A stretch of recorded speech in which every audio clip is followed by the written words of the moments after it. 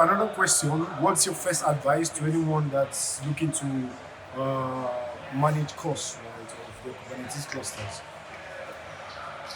Again, look at what problems are being solved by this solution and figure out if you even need it. But like beyond that, let's say you do need it, you are running stuff on it, it has production.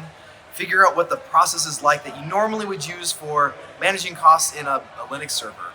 And just like, okay, how do I reduce costs in any infrastructure?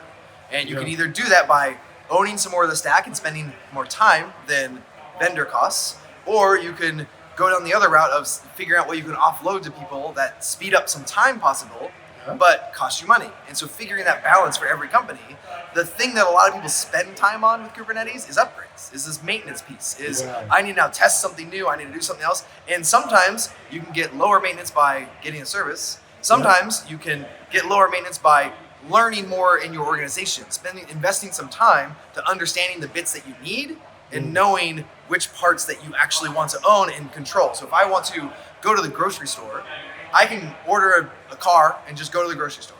But if I'm going to the grocery store every day, I'm going to invest time in myself to learn how to drive. And then I'm going to spend some upfront costs to get a car and a license and insurance. And now I have all the freedom in the world to do that stuff. And it is upfront costs. But back in the day, back in the old IT days, we used to have budgets. We used to have a yearly budget that we would plan out, and we would say we can't go over that budget because we're going to spend it all up front. And that upfront budget helps you reduce the spend in the year, because you know up front, I only spent this. I have to optimize that before I'm spending any more money next year. And people have lost what that's like. They don't know how to optimize things up front. It was a lot of work. I'm not saying it's easy, but I'm saying this credit card, just keep adding it up. And then they say like, why did I get this big bill? It's no surprise because you never looked at the costs up front and never figured out what problems are going to solve and how you're going to optimize it up front to say, oh, I'm not going over this because I don't have more money in 6 months. I have to use what I spent already. Yeah, thank you very much.